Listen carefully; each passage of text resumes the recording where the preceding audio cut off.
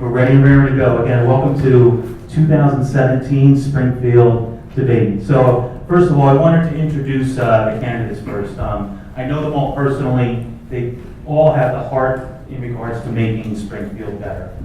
They're wonderful people. They may have different views, but it's up to you, the public, to determine who is the right person for the candidacy. So, great job, guys. I've got Chris Capadise,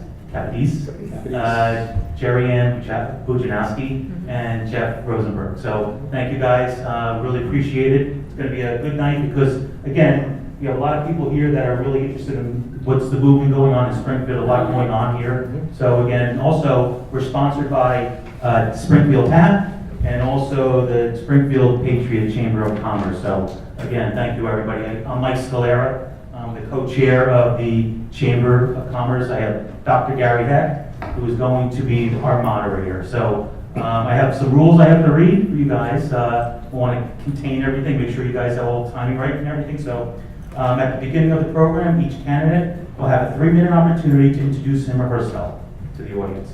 Presentation order and closing order will be determined prior to the program. The moderator, Gary, will alternate questions addressed to the specific candidates. Answers must be limited to 1 minute, and only one member from the opposing party will have the opportunity to rebut a specific answer. Only current candidates for the Springfield Township Committee will be permitted to answer questions. At the conclusion, each candidate will have a 2-minute opportunity to present a final statement. Do we have that clear? We do. All right, great. So watch me here. We'll be doing the cards and everything. So again, you guys can start your presentation. We're going to get Gary up here and as the moderator. But again, thank you again, and I really appreciate everybody attending tonight.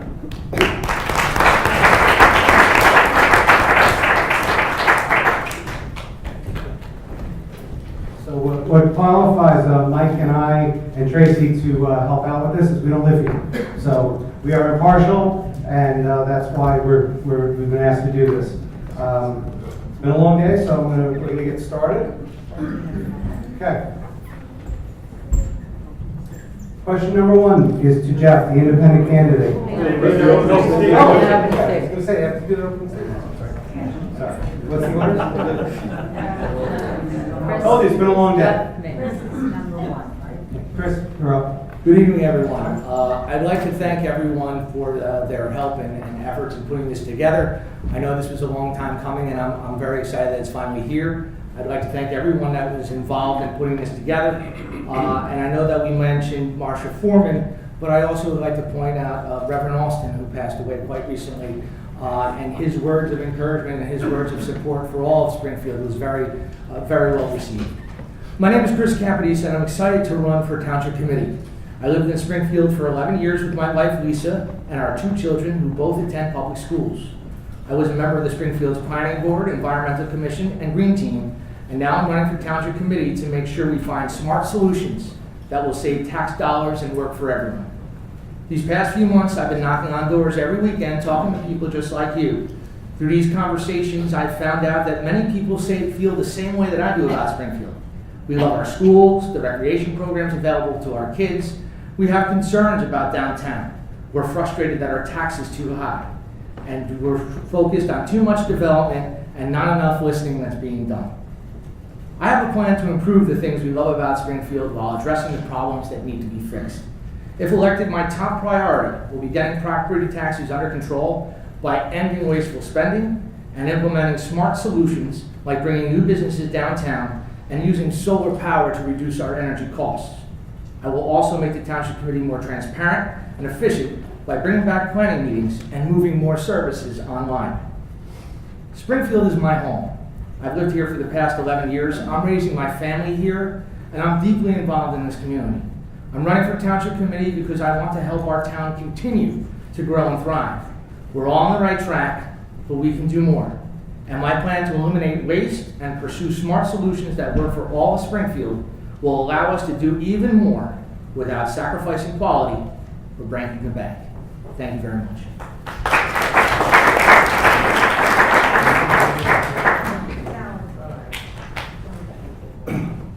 Okay, thank you. Thank you to the Chamber and to Tap Into for coordinating this event. Also thanks to Jerry and Chris for agreeing to participate. My wife Hope and I lived in Springfield for 28 years and we put 2 kids through the school system. In 2009, I left the Manhattan rat race to help my wife run a couple of local real estate agencies.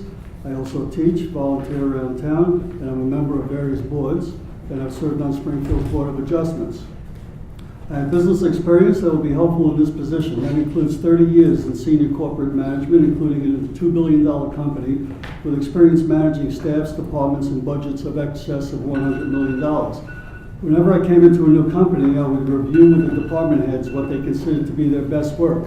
Then I'd say, great, let's not do that anymore. I would create a situation that made them reevaluate their own work and step up to the plate by producing something that was even better than before. I am running as an independent for one simple reason. There is no need for political parties at the local level. We're not the U.S. Congress. We deal with local budgets, redevelopment, traffic, and issues revolving around our community. We're not debating foreign policy, immigration, and universal health care. I've been attending township meetings fairly consistently for the past decade, and I've experienced quite a bit of bickering, and not always, but quite often it's along party lines. Votes on important issues have gone down party lines. I'm not saying all votes, but enough to make it an odd coincidence. And if your argument is that the parties do not come into play when making decisions, then why do we even need parties at all? All candidates for this position volunteer their time and help their town. I know the same is true for my two opponents, and I certainly don't knock their desires and motives for a second, but I believe I take a different approach. I have some ideas, but I don't claim to have all the answers. I truly believe that if you ask the right questions and get people talking, the best ideas will come out. As much as I love living in Springfield, I have the frustrations in how it's run. I don't believe the government is doing all it could in regards to communicating to its residents.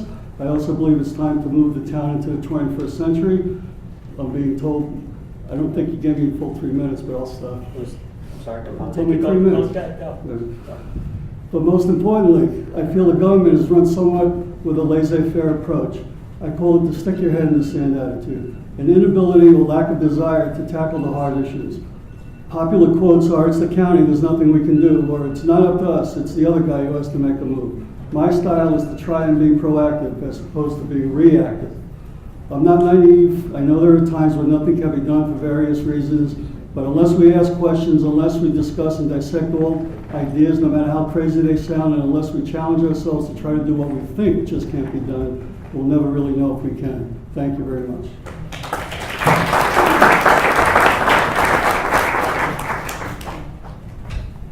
Good evening. My name is Jerry Ann Wisniewski, and I'm asking for your support as your Township Committee representative. I've gained a lot of knowledge in the year that I've been on the Township Committee. I've had the opportunity to intimately examine the operations of the Township, from everything that is purchased in Town Hall to every road that needs to be repaved. I chair the Finance Subcommittee and have gone through the municipal budget with a fine-tooth comb. This budget was the first time in over a decade where we did not take on any new debt and we paid down past debt from irresponsible politicians. I have built a reputation around town as a budget hawk to make sure that your tax dollars are used wisely, because I understand many senior citizens are on a fixed income, and frankly, none of us can afford the constant tax increases that are making New Jersey such a difficult place to live. I serve as liaison for the Environmental Commission. Additionally, I'm working diligently with flood mitigation issues. I want to ensure that we are good stewards of the environment for not only our generation, but for future generations. I also want the downtown redevelopment project to go forward in earnest. To that end, we are enlisting the aid of our state legislators. I also think it's important to invest in infrastructure, especially when it can help generate revenue, like the pool renovation project. I do this because I see a need and want to give back to my community. Throughout the years, I chaired the Caldwell Schools Fall Festival, taught religious education, chaired the Springfield Improvement Team, and coordinated Memorial Day Parade and Veterans Day Ceremony. It has been my privilege to help organize and improve these events so that we can properly salute our heroes and honor our fallen. I've lived with my family in town for the past 25 years, and I've managed successful businesses for the last 36 years, since I was 18 years old. I think my experience and unique perspective sets me apart from the other candidates and makes me eminently qualified to continue serving as a member of the Township Committee. I've accomplished a lot in a short time, but there's more work to be done. So I'm asking for your vote on November 7th. Thank you.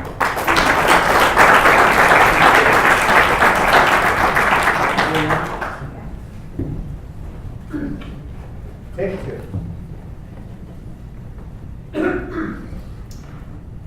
To Jeff, the independent candidate. There have been an increased number of residential subdivision applications in Springfield.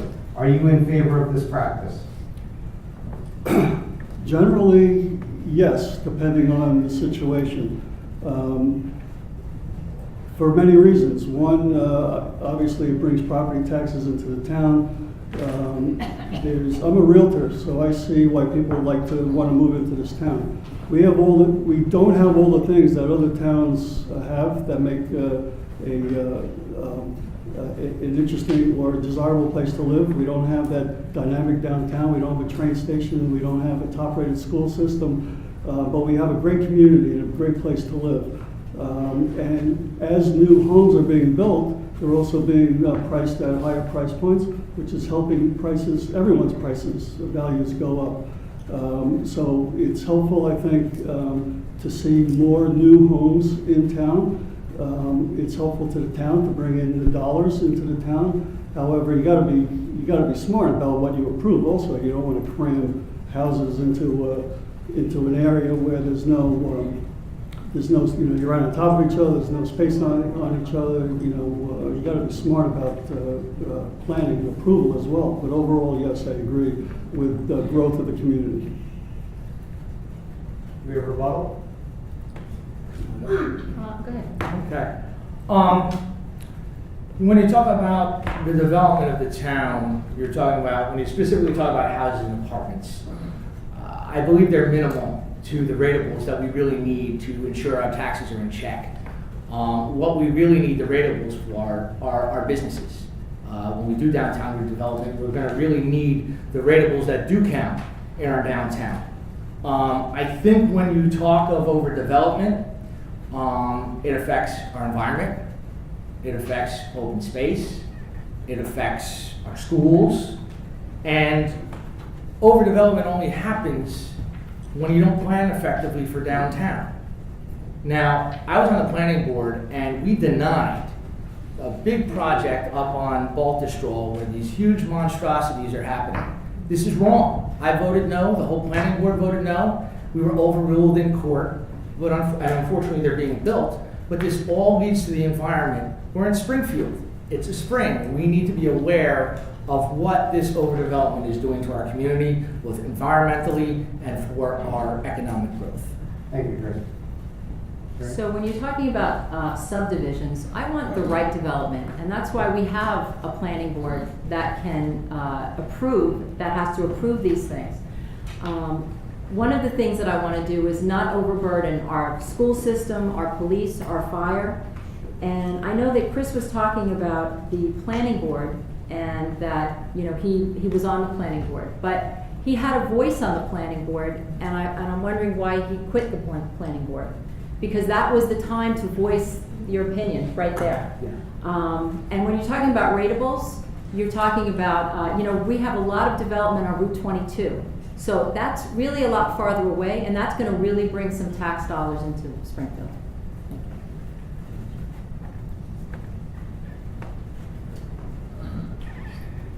For the Republican candidate.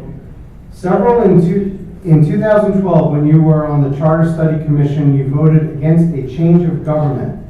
This year you voted to form a new commission. Can you explain this change of mind? I can. So I was on the charter study in 2012, and that was my vote to not change the government. But I am all about education. So every time there's an opportunity for people to learn about our form of government, I'm absolutely for that. So every time that comes up, I will vote for that. And I'm trying to figure out why the Democrats wanted to stop your voice and stop the people from voting on that. That was a day away from going on the ballot, and all of a sudden that thing got pulled back. So I'm all for education, and I'm for, everybody should know the type of government that we have. So our form of government, there's only a couple that would have been allowed in Springfield anyway. So the more we know, the better informed we are. And rebuttal, gentlemen? I believe in the charter study. I don't agree or disagree with the government that we have now. I mean, there's pros and there's cons. Certainly, 1-year terms of mayors has its negatives. It slows the progress of things getting done. An appointed mayor versus an elected mayor with a longer term. There's pros and there's cons. A charter study allows us to review it and make an informed decision. I'm not saying that I would agree one way or the other in terms of what type of government we should have. I don't know. We'd have to go through the study and get a consensus from the community as well. But I have no problem looking into it and reviewing it as an option.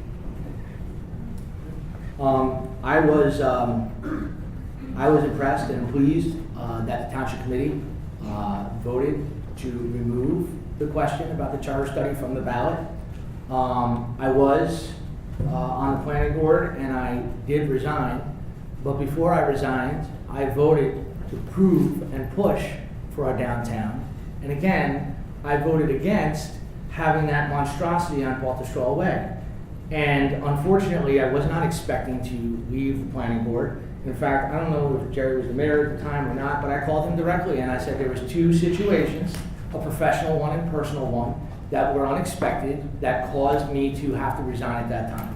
I started a new job, and there was another personal issue that I had to attend to, and unfortunately at that time, I needed to make that a priority. Thank you. This is for Chris. Sure. You stated Jerry was appointed through a backroom deal. Can you please explain your findings and attest this to be accurate? Sure. I absolutely did. I said it because it's true, and I'm never going to lie to the voters. I know that it's been said that this is the way things have been done, but that shouldn't matter. And to be honest with you, I think it goes above and beyond Jerry, because I went to a meeting and I've seen meetings, and nowhere have I ever heard of a situation where a township committee person resigns, gets appointed to be a township administrator, and then someone gets appointed to fill their seat on the township committee, and it's all the same party. Now, there's something wrong with that.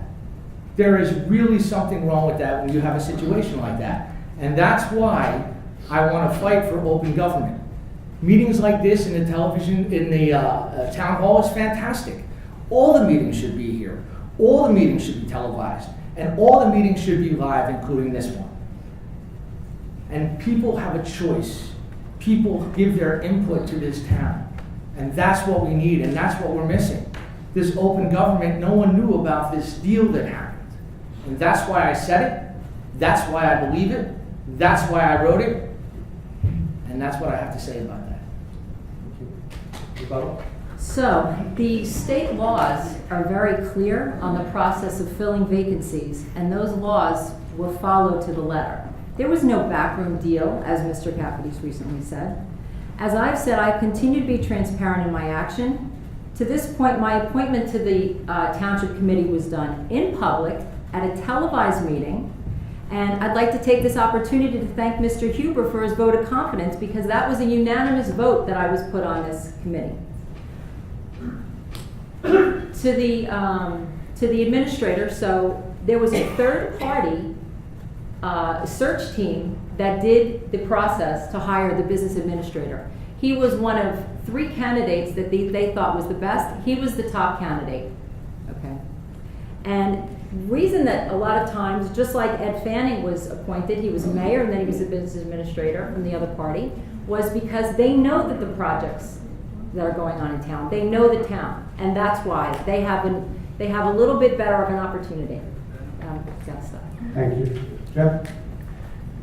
Well, I don't know exactly what happened and what went on, but I do know that it is the rule that the majority party gets to do the replacement when someone leaves. When Mr. Shahadi left to become the business administrator, it was no longer a majority. It was 2 Republicans, 2 Democrats. So I'm not sure how they decided that it was one party versus the other. But regardless, it doesn't matter to me. And Chris, I love you, but this is politics as usual. And that's another reason why, I'm running as an independent. Politics do not belong at the local level. None of this bickering, none of this you said, he said, she said. It just doesn't belong here. That's sweet, Jeff. I love you too. Feel the love in the room. This is a question very off the topic, and we're going to direct it to Jerry first. The local source has many reports of police arresting motorists for possession of marijuana in nearby towns. What is your position on this? You're gonna have to repeat that question. Want me to read it again? What's fine? Yeah. Okay, the question is, the local source has many reports of police arresting motorists for possession of marijuana in nearby towns. What is your position on this? I guess on the arrests for marijuana. Okay, you know what, the laws are on the books, and the police have to enforce the laws. So if we don't like the laws, then we have to change them. But I don't think that we can do this on this level. I think it's more of a state issue or even a federal issue. But while you're talking about that, I will talk about the opioid crisis that's been happening. And it's a countrywide epidemic, but it has hit Springfield, and I'm not sure that we know how bad this is. Do the residents know that we've lost people, that people have died in town from the opioid crisis? Do they know that our police carry Narcan? These are some things that I want to work on. This is what I'm interested in. I want to talk to the schools. I want to reach out to the parents, to the children, and to say that, you know what, how can we educate? How can we get programs in that actually get them to be educated on the fact that a tiny little, the Union County Police were here, a tiny little piece, it looks like a kosher salt, could kill you, okay? And they're not talking about high school kids and college kids and even our age. They're talking about 9-year-olds. I mean, this is something we really have to address, so that's what I want to work on. Thank you. Rebuttal or comment, John? I'll just make a quick comment that, if someone's breaking the law, they should obviously be responsible and be willing to live up to the penalties that come with it. My personal feelings on, if you're driving a car and you're stoned, you shouldn't be driving a car, so police have certainly have every right to pull you over and ticket you and do whatever. If the police are spending all their time busting people for having a joint or something, I'm a product of the 60s, so I don't think they should be wasting their time doing that.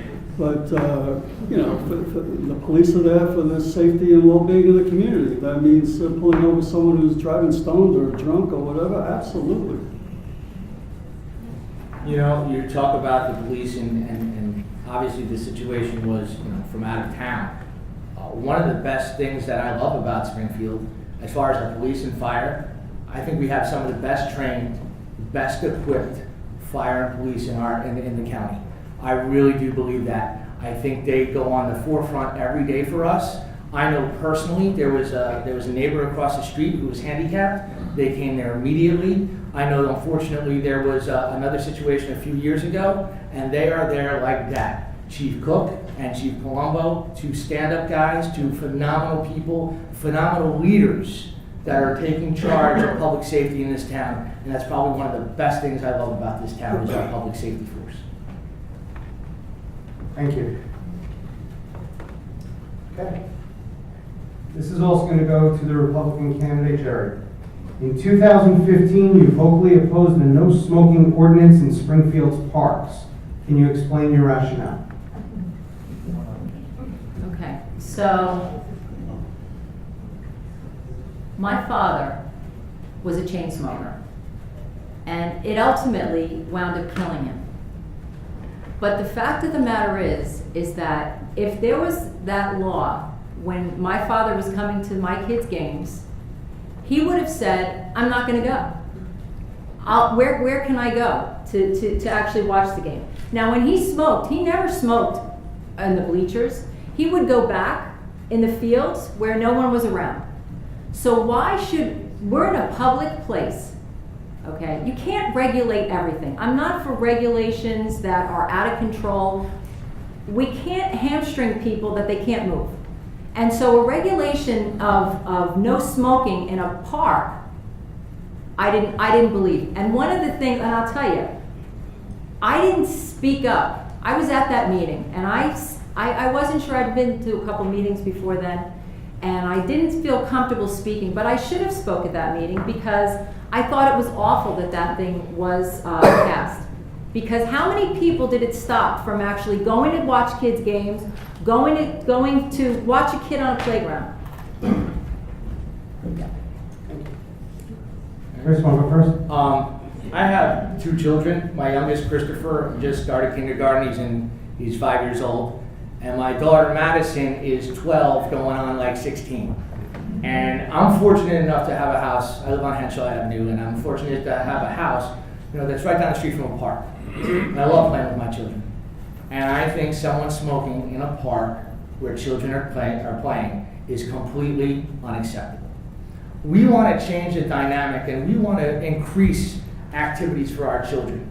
We want to increase activities for children. We want to actually, one of my things that I want to do is I want to create more outdoor activities at Chisholm that are supervised. So when my daughter at FMG, after rehearsal or after a tough day at school, can go across the street at Chisholm and play in the park, play on the playground. I mean, our children is our precious gem, and we need to make sure that they're taken care of, and no smoking at a park is just a no-brainer.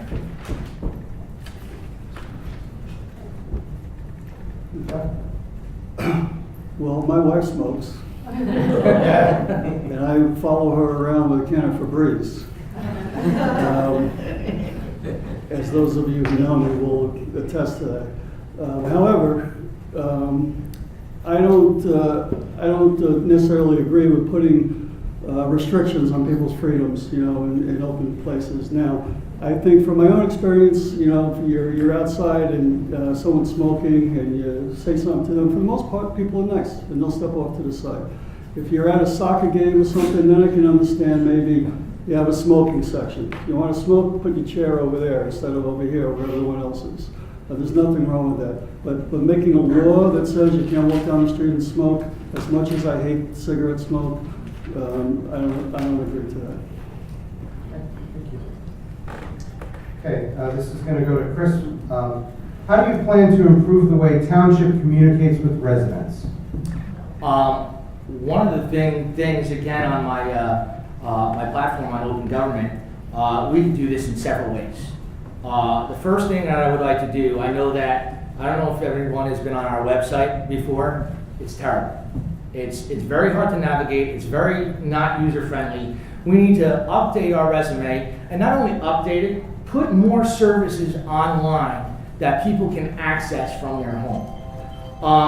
The other thing that I want to do is bring back planning meetings. Now I know this sounds like it was in the firehouse and nobody really came, but have it here. Have it here, have it televised, have it live, and it'll increase communication. Plus, it will give our residents an extra opportunity to voice their opinion and put their input on the day-to-day operations of the town. And finally, and it's kind of my baby, I guess, we need to update our television equipment. We made an investment probably about 3 years ago on this television equipment, and I guess 2 meetings ago, they were already talking about having to replace the equipment. I have 25 years of television production experience.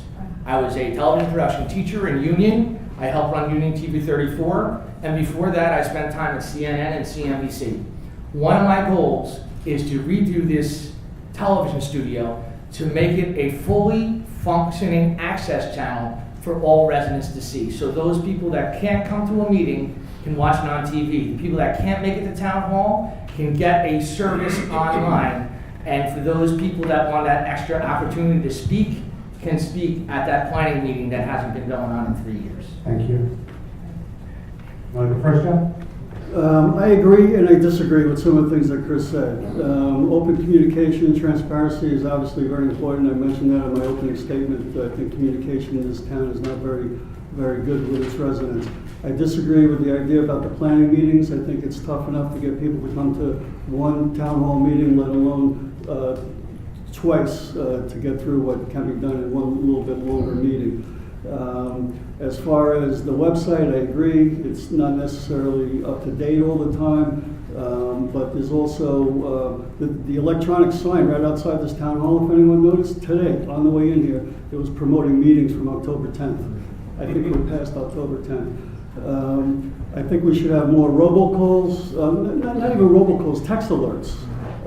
They have text alerts in Union County. Springfield does not really participate.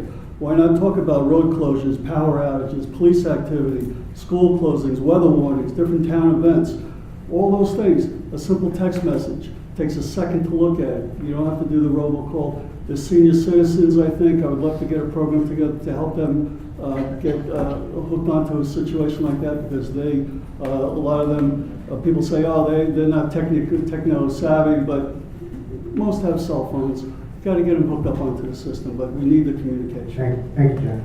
Sure. All right, so I actually think that our website is pretty user-friendly. You can pay your taxes, you can sign up for garage sales, you can sign up for your children for any community activities. We also live stream. I don't know if people know that, but we live stream the meetings and they go to YouTube.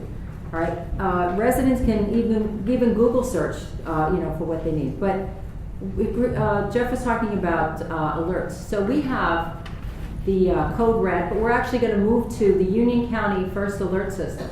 So when you sign up for that system, you're going to be able to not only get alerts in Springfield, but you're also going to get alerts as far as county goes. Chris is talking about that there's all of a sudden this new equipment that's downstairs in the basement. I can assure you there is no equipment down in the basement. If Geraldo Rivera were to go to the basement, he would find the vault empty because there is no new equipment down there, okay? And as far as planning meetings go, honestly, double meetings, it was awful. I did that for a couple of years when they had them, and I'll leave it at that. Thank you. Just a reminder to all the people in the room, please make sure your cell phone is silenced. Thank you. This is to Jerry. What are your thoughts on upgrading the power grid to help avoid the fairly common blackouts in Springfield? All right, so, we just had a meeting at our township committee meeting. We had the guy from JCP&L here, and we get updates about how many power outages we have. Our power outages are down. As a matter of fact, committee woman Erica Dubois at the last meeting said, hey, we've had so many less outages than before.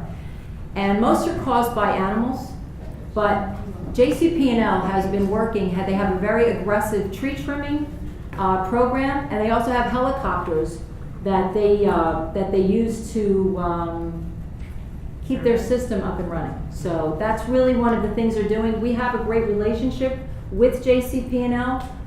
We have their liaison come to the meetings here. We're invited all the time over to their facility. And they also run programs for the town that I've sent over to St. James, and I've also tried to reach out into the middle school as well. All right? Thank you.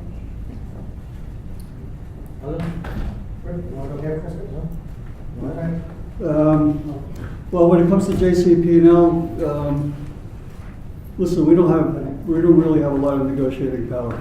We have something that they have something that we want. We don't have anything that they want. Okay, we need their electricity. So it's really just a matter of being diligent,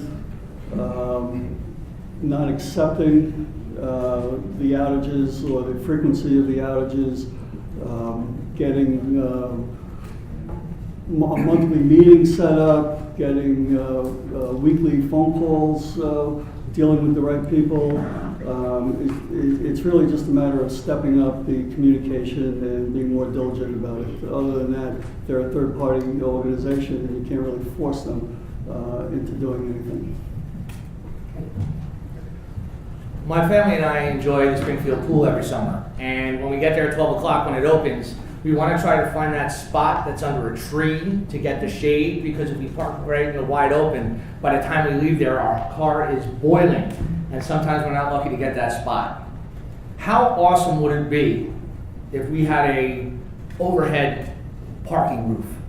How awesome would it be if that overhead parking roof had solar panels on it? This is one of the things that I'm talking about. This is what I'm believing in. We can't take no for an answer. It's been done before. Okay, well, let's try it again. Technology is different.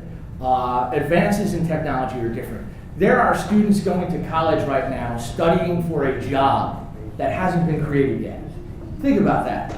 And with that tenet that we have right now, you're telling me that we can't go and try to be as innovative as possible to increase our solar usage and make the plans we need to make. We're getting a new governor. Maybe things will change. Maybe we can keep chipping away on it, but we should not take no for an answer. We never should take no for an answer. Thank you. So Jeff, what are your ideas on extending shared services with other towns or Springfield schools? I am for that. My daughter went to school at the Magnet in Scotch Plains, which was run through the Union County system, where monies went to the local school, and she got the benefit of a performing arts high school in Scotch Plains. So as long as we're not losing resources and we're not losing money coming into the town because of it, with charter schools that get set up that then take public money away from us, then I'm all for sharing services that benefit our children. Okay, so I'm always for shared services as well. You know, by law, the governor announces that we should have a public meeting with the Board of Ed. And, you know, it's usually, nothing really gets accomplished. They have a meeting there, we have a meeting with them, then they come here. But I'd like to actually take that and try to work with them in order to share services. You know, we can do maybe health insurance. You know, that's an area where maybe we could save money. Last time, Jerry Fernandez, when he was on the board, they worked to save $1 million. I want to just go back. Chris was talking about the solar. We've looked into solar before, and actually our JCP&L representative will look into it again, but it costs hundreds of thousands of dollars to bring solar here. Our infrastructure is not set up for that. We're missing we have a delta Y transformer that is not at the moment compatible with solar. So as much as we say we want it, and as much as we say this is a great thing, we just can't. Shared services, particularly with the school, I'd like to go back to my platform on open government, and one of the things that I think can put this town up a level in terms of communication is a TV studio. I understand that we got a brand new television studio at Jonathan Dayton High School, and I understand that we now have equipment here that we can use. Why couldn't we enter a partnership with the Board of Ed to come to an understanding to share that service for the benefit of all, for the benefit of our school community, to find out about all the nice things that are happening in our school district, and also as another avenue to tell everybody, in addition to the robocalls, snow alerts, all emergency situations, and plus, we can even, go a step further and maybe do more governmental shows, particularly on a certain subject, in addition to televising the meetings. Just a thought. Thank you. Okay, we're going to direct this to Chris. Mm-hmm. Do you think the current schedule of garbage and recycling pickup meets the needs of Springfield residents? Well, again, I think we need to get residents' input to drive our decision-making process.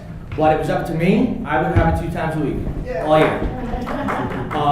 I know that we have a contract, and I know we're putting out to bid a couple of garbage scenarios, but it was up to me, I'd have it 2 times a week. Now, I want to make sure that I let you know that's my decision. That's what I feel. But it's not just about what I feel, it's about what the residents of this town feel. And that's why I'm encouraging open communication, and I want these things like planning meetings, so all residents in town can get every opportunity that we can to give the residents input. Now, how do we pay for garbage is another situation. Well, as I was talking about the housing situation, the difference between housing and downtown is there are more ratables in businesses than there are homes. So if we can improve our downtown and get those stores in downtown, that will help defray the cost of our garbage collection. You know, it's going to take a village. It's going to take all of us to really work towards a common goal. And that's what we need, and that's why I want open government. That's why I want to bring back stronger communication between the town and the local government, and make sure that all voices are heard and everybody gets a piece of to share what direction they want these services like garbage to go. Okay, so this is the first time in 5 years that we've been able to bid that contract out. And as I've been walking door to door, I hear everyone's complaints as well. And I've gotten all your feedback. And so because of that, I've asked the town to explore multiple options. So this year, we're having it bid out 3 different ways. We're having it bid out twice a week garbage, once a week like we have, and twice a week in the summertime. Okay, and those bids are due back within the next 60 days because in January 1st, we need to sign a contract. At which point, we'll look at the numbers, and I can assure you that I will base my decision on the best interests of the residents and listen to them. Thank you. Well, first, I want to say that last question that I answered about shared services, I realized after the fact I misunderstood the question. I was talking about shared services with the county, and then I heard them, and I realized we were talking about with the committee, but I missed that opportunity. As far as garbage goes, it's somewhat of a moot point now because the contract is going to be signed before the end of the year, so any one of us is not going to be privy, not going to be part of that decision. Personally, about 90% of my garbage is recycling these days, if you do it properly. Foodstuffs are the only thing that goes in the actual garbage can, and some leftover dog food. Everything else is recycling. So I personally have no problem with keeping it as at 1 day a week. However, that's just me personally. I would want to know what the town thinks. The way it was done last time, there was a Facebook survey that went out. 50 people answered it, and they said, oh, 60% of the people said this. That was not very scientific. So I think this would certainly require a full-blown town survey to get exactly the feelings of what everyone thinks about that. Thank you. And by the way, you don't have to rebut if you don't want to rebut. So it's open to you, but Lorraine asked me to remind you, you don't need to rebut. This is to Jerry. What are your plans or ideas on relocating the Springfield Department of Public Works, so the Hershey building, as part of downtown redevelopment? Well, we're looking with the county about moving the public works. They have a place in mind, and we are looking at those because once that project comes into downtown, it's just a bad place for that to be. So we are looking into moving that, and so that's already in the works. Again, any rebuttal or discussion? No, I'll just agree. I mean, it's obviously a bad spot, once we get into full-blown redevelopment. As far as where it goes, I couldn't tell you that. I'm not privy to any conversations or negotiations that have been going on in that regard, but it certainly needs to be moved at some point. I don't mean to put all my eggs in one basket, but I cannot pontificate enough about the need for the downtown, and not only a downtown, but a vibrant downtown. Okay, first and foremost, having a downtown with stores is going to increase your ratings, hands down, without a doubt. It's going to create jobs for our residents, okay, and it's going to provide, for shopping or for eating or for those things that we want most, and it's going to really be the foundation of our community. And what we need to do, can we get a Wimpy or can we get a big name store? Well, we need to start now. Let's not wait until the development is here. Let's start now with the bid and the owner of the building to start developing those relationships now with the business owners. Let's ask the businesses, prospective businesses, why not Springfield? Why not come here?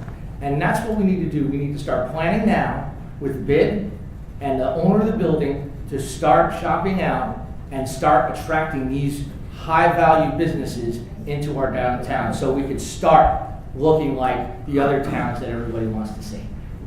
Thank you. This is a question for Chris. How will you help flooding issues in Springfield? You know, my house was flooded twice.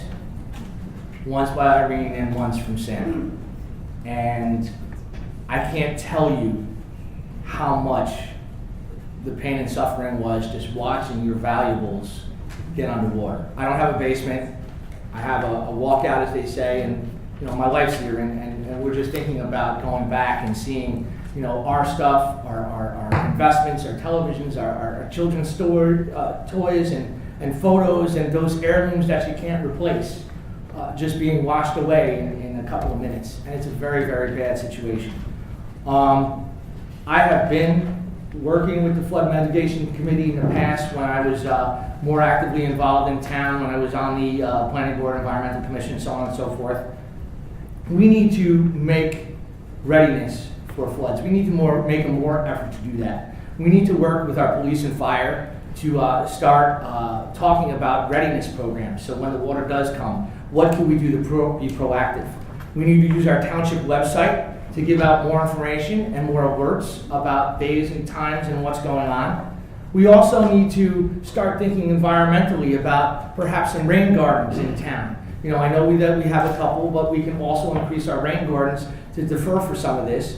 And I know that there is a project going on right now with the Army Corps of Engineers, the Orange Reservoir Project. We really need to get our hands on that, and we really need to be involved in that process to really start getting some real verifiable answers for our people in that town, in that section of town. Thank you. Jeff, would you like to come in? Sure. Flood mitigation is very important. It doesn't affect a lot of people in this town, so unfortunately not everyone is really concerned with it.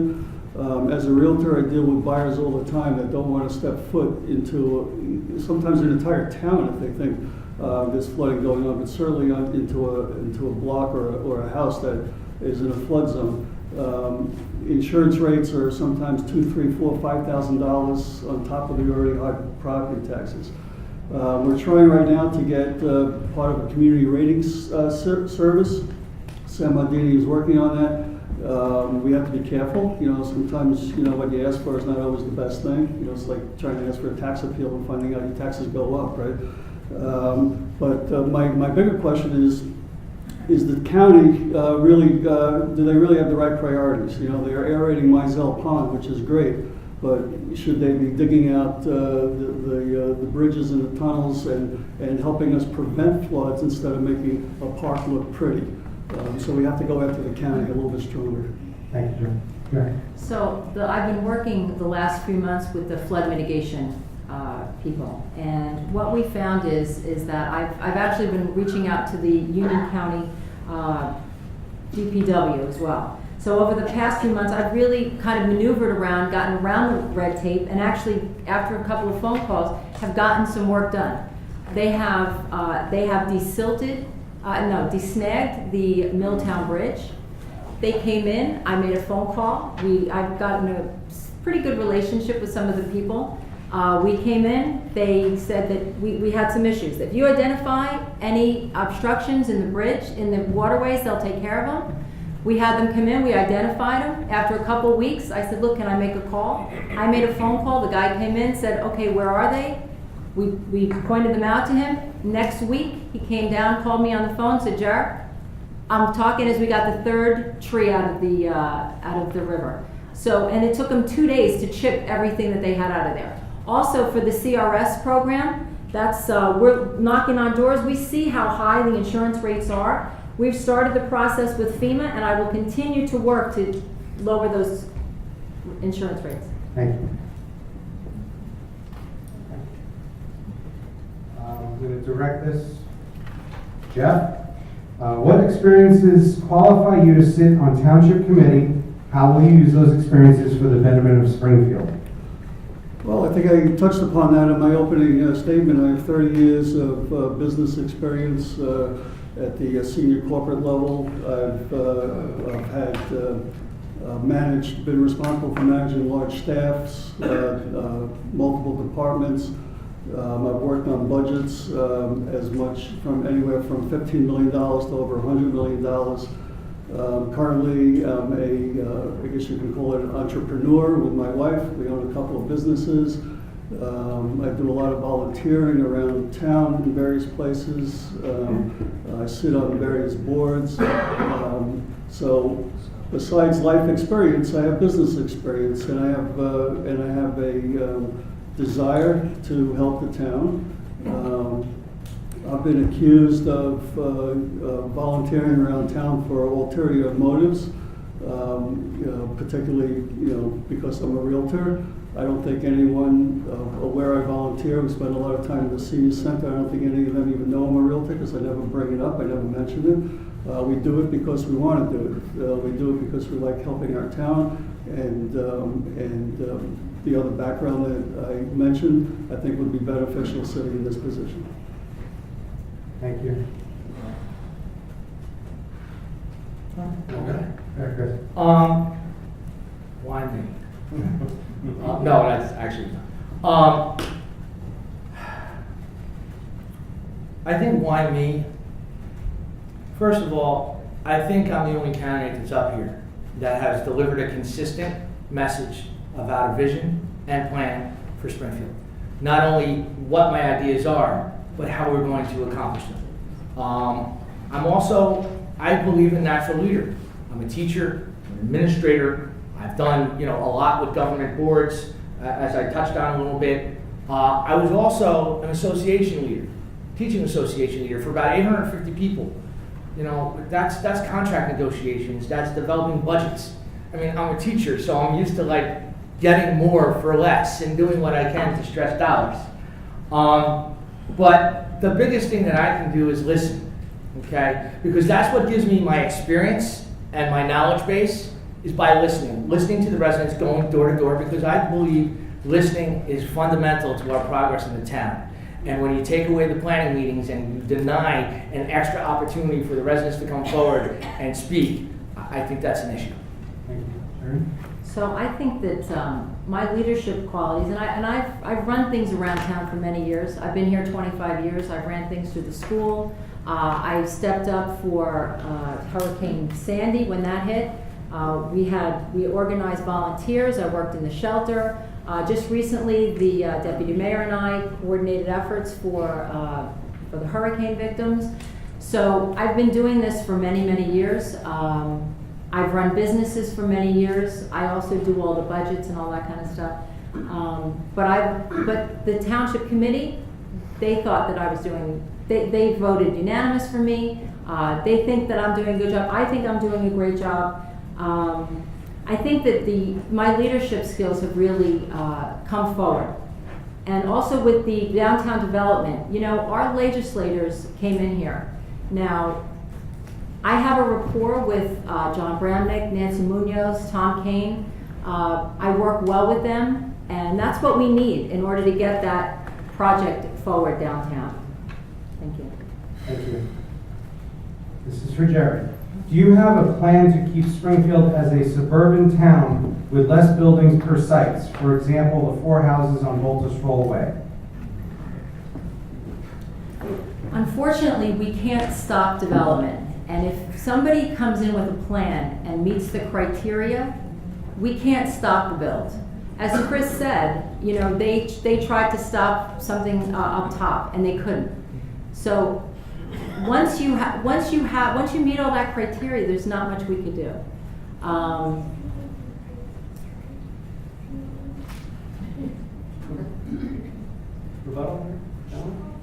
Can you just repeat the question? I sure can. Do you have a plan to keep Springfield as a suburban town with less buildings per site? For example, the 4 houses in Voltus Roll Way. And I did touch that, and Jerry did too, about the houses on Waltersville. But I think there's another point that needs to be said about our redevelopment. This is a small town feel. You walk down the street, on my block, I live on Henshaw. I got a Chinese place, I got a deli, I got dry cleaners, I got everything we need. We're a small town. This town has a small town feel to it. And we should be reflective of that. And we should model that small town feel in whatever we do. So I think it's important when we think about development, let's come up with a consistent look and a consistent feel to keep our small town the way it is, almost timeless. So whatever your age, whatever your situation, you can walk down the street and look around and say, yeah, I'm in Springfield. When I moved to Springfield 28 years ago, one of the things I liked about the town was that there was nothing here. It was kind of like a hick town. You know, I can go 5 minutes in any direction, you get the movie theater and the bowling alley, but it was nice and quiet in this town. So I like the idea of a small, rural, suburban kind of atmosphere. However, I also recognize that we have to move into the 21st century. You know, when you look at a picture of downtown Morris Avenue, a mountain, and you take that same picture that was taken in 1942, it looks exactly the same, except for the names of the stores. So we have to come into the modern world. And let's face it, we're not going to be at Cranford, we're not going to be in Millburn or Westfield. It's 2 blocks, you know. There's not much you can do with the space that we have, unfortunately. But you work with what you have. As far as the housing goes, you take a look at that new street that was built on Mountain Avenue. They put 11 nice houses in there. It certainly helps all the property values go up. Maybe there should have only been 8 houses there because the houses are crammed to each other. There's no backyards.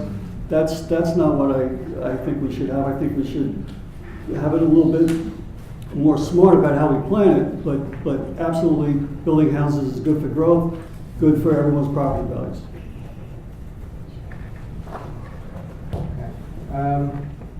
I'm just going to read this directly, going to Jerry. Taxes are a big issue in this town. They keep going up. It is a known fact that you can do nothing about that, even though every year each candidate promises reduction. What will you do even though there's a promise and nothing happens? Let me rephrase it. What will you do even though there's a promise and nothing happens? Odd Okay. question, but let's see if we can run with it. Let's see, so, So we're saying that taxes are high. It's very difficult for government to act on it, but even if you couldn't, what would you do with that? That's unfair. Can we just Well- toss Can we that talk one this out? one? well, you know what? Okay, talk about taxes. Talk about that. All right. Bill got it. So, right, any politician that tells you that they're gonna lower your taxes is not telling you the truth, okay? But I am looking at shared services.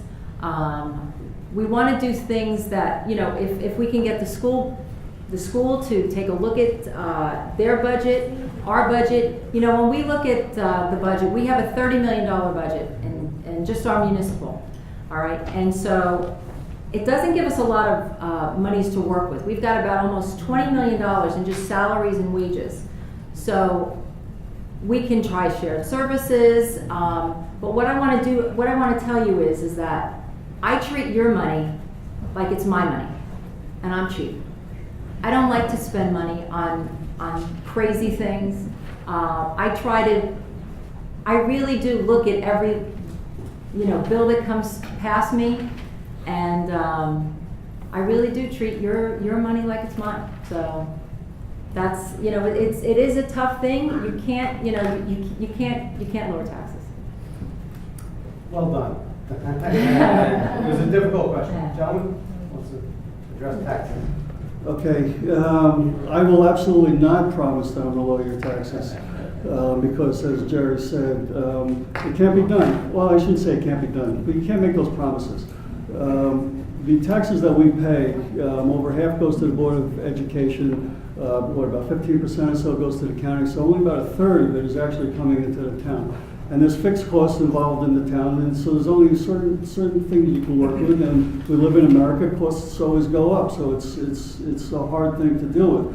However, from my own experience, I'm familiar with zero-based budgeting, where instead of taking last year's budget and working with it, you start from scratch and you look at every line item, one line at a time, and you say, you know, we're not going to add something unless we can take something else off. Or do we need the $300 one when we can get the $150 one? Or if we get rid of one instead of having 3, maybe the other 2 can be a better value. So there's different ways to look at it. There's different ways to save money that way. But you got to start from scratch and dig into each line one at a time. In my vision and plan for Springfield, along with the increasing the school activities and the open government and the vibrant downtown, the fourth variable for me is keeping taxes in check. And again, we can't, lower taxes, but we can do our best to make sure that we're spending appropriately. One of the ways we can do that is reducing energy costs by using solar, as I said before, provide more service online, and look into shared services again for better services at lower cost. We also have to try to be fiscally responsible in the purchases that we make. The football field is out there, we all love it, okay? But that mortgage is coming due. That's gonna start coming, and we're gonna start paying for that field this year. And I just wanna make sure that we're doing right across the board. How are these big purchases affecting our credit rating? How fiscally responsible are we being, especially with the big time projects that we're undertaking right now? That would be my focus.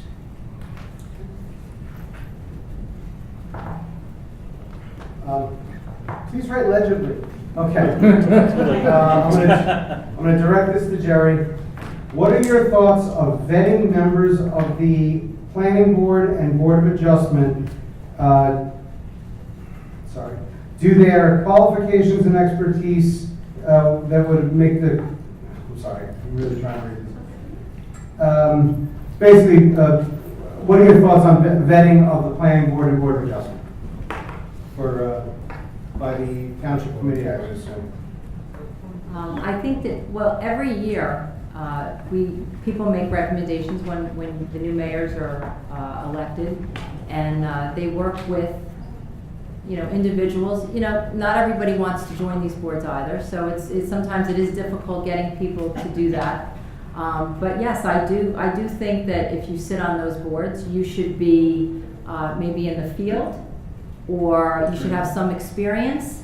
And if I'm elected, that's what I'm going to do. I'll vet those people. I'm sorry, can you repeat the question? No, I'm kidding. No, I'm kidding. As far as responsibilities and job responsibilities go for any board, whether it's the board of whatever you have in town, it should be the same as the township committee.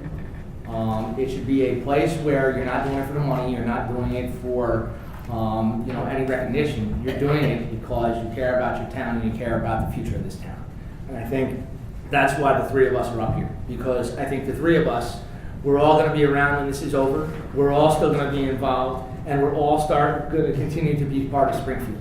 So I think just your willingness to step up and say, yes, I want to be a bigger part of Springfield, I think that speaks volumes, and that's why I'm glad to be up with these two individuals, because the three of us, we have some great plans for Springfield, and we're committed to Springfield, and we're going to be around regardless of what happens in November. Yes, they should be vetted. They should be interviewed, like a job interview. People are appointed to the committees because they are friends, supporters, and donors of the majority party. That's party politics, okay, simple as that. Probably for the last 6 or 7 years, every year, I would send an email to the various township committee people with a list of with my resume and why I would be good for various boards. I never get a response because I'm not a friend, supporter, or donor of either of the parties. One time I was appointed to fill in a slot on the Board of Adjustments because the mayor happened to be my neighbor, so in that case I was a friend. But other than that, my credentials didn't matter. Party politics, we got to do away with that. This is going to be the last question of the evening, and then we'll have our closing statements. I'm going to direct it to Chris. Mm-hmm. What would be your goal for public safety if elected? What would be my goal for public safety? I'm assuming that's related to the police force, I fire. think job number one is public safety. I think the safety security of all of our residents should be job number one.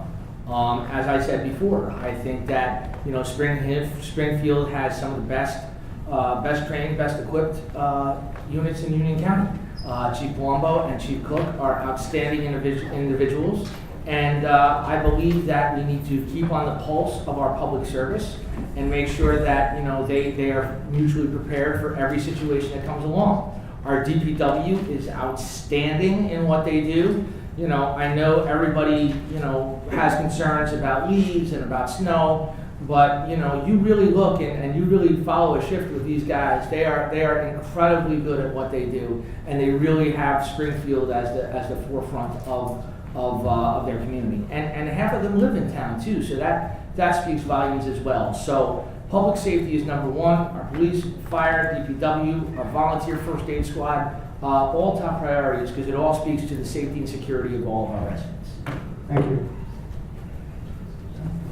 I will say, I actually teach this topic a little bit.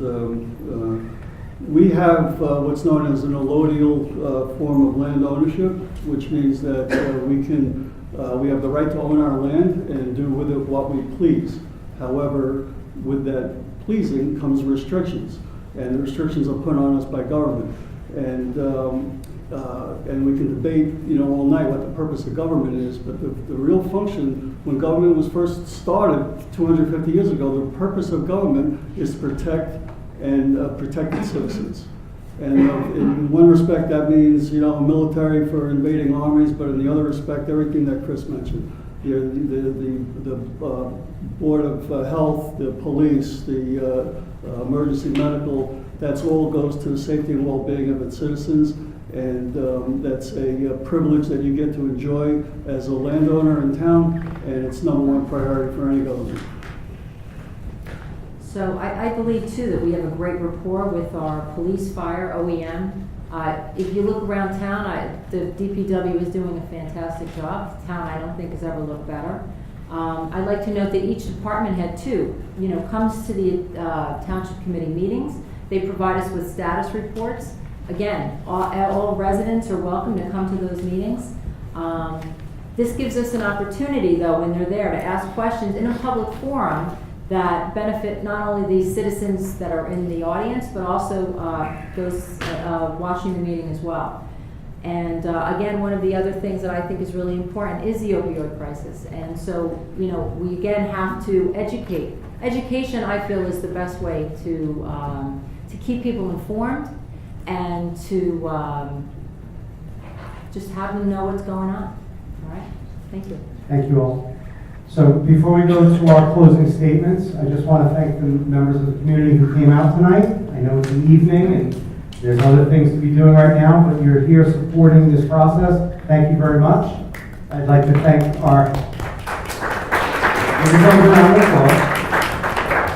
I'd like to thank the candidates for coming out tonight. They're going to do their closing statements. Please wait until we're all done. I also want to thank our timers, Mike and Tracy, and finally Lorraine Seidel for doing a wonderful job helping me with the questions. Like I said, I don't live here, and it's a wonderful town to support. So I'm proud of all of you. I hope everything goes great for all of you. Unfortunately, there's only one winner. Okay. And please stick around for a quick photo. Okay. So we're going to go in reverse order of who we did opening statements. Please respect the 2-minute timing. Mike will give you a 30-second. Thank you. You're up, Chair. I want to thank the sponsors, moderator, and especially you, the residents, for your care and concern for Springfield. On Election Day, November 7th, your vote can be a vote for a government of meaningful action, not hollow words or politicians with slick slogans. The other candidates are speaking about some issues that, while important, are not pressing issues that demand our attention or affect our livelihood. Even more disappointing is the recycled ideas that offer no genuine plans for fulfilling those empty promises. Spending thousands of dollars on new television equipment, doubling the amount of meetings, spending money that we don't have on an arts center, or putting a park in a vacant downtown lot, are those really Mr. Capides' smart solutions to burdensome state regulations crippling the downtown? Flooding and fighting for more of a share of the $13 million that Springfield sends to the county? Property tax relief, public safety, real estate values, preserving municipal services, and cutting back on wasteful spending. Those are what's truly going to improve the quality of life of our residents. I'm not running for office to be a trendy politician who offers one-hit wonders. I believe in making government more efficient and running town hall like a business. Years before joining the Township Committee, I proved my effectiveness and ability to accomplish goals for the benefit of the community. With every election of a new candidate, the priorities of the Township Committee are thrown into a tailspin. As a result, that lack of follow-through has been holding back Springfield from seeing positive change in all these years. With your vote for Jerry Ann Buchnowski on November 7th, together we can ensure that your priorities are our priorities. Thank you. Thanks very much.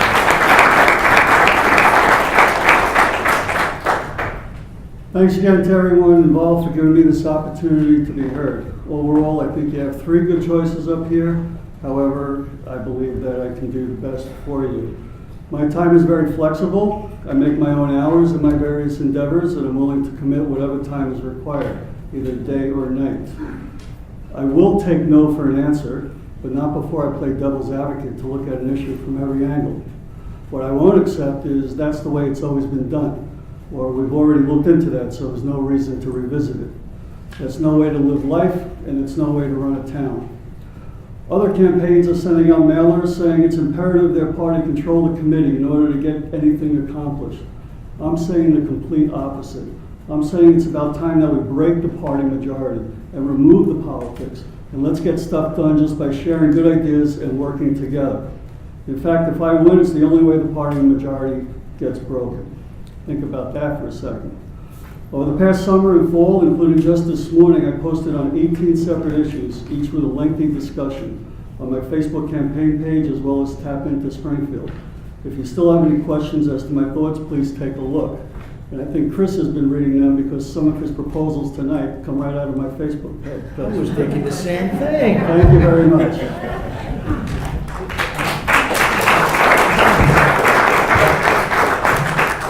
Well, I had something prepared, but I wanted to just speak directly.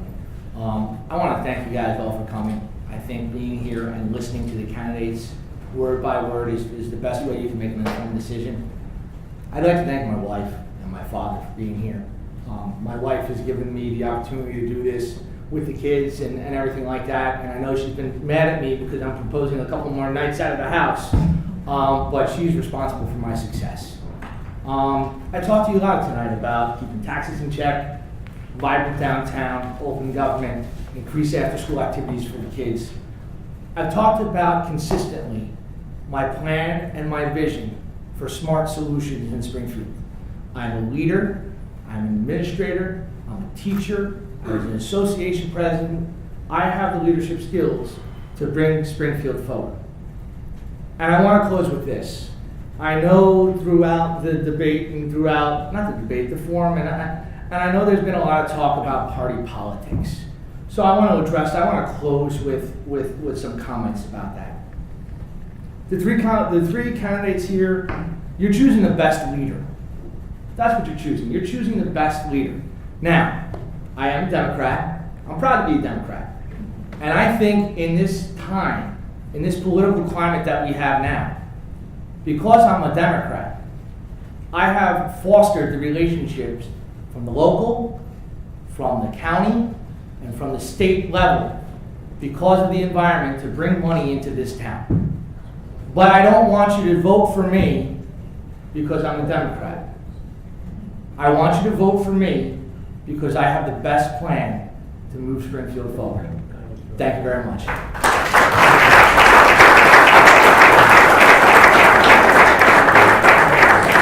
So just to close the evening, make sure you go out and vote on November 7th. Make sure your neighbors and your friends all go out and vote, because if you don't vote, you waste your voice. So please make sure they go out and vote. Thank you again to our candidates. Thank you to Tap Into. Thank you to the Chamber of Commerce for sponsoring tonight, and everyone get home safe. Thank you. Nice job, everybody.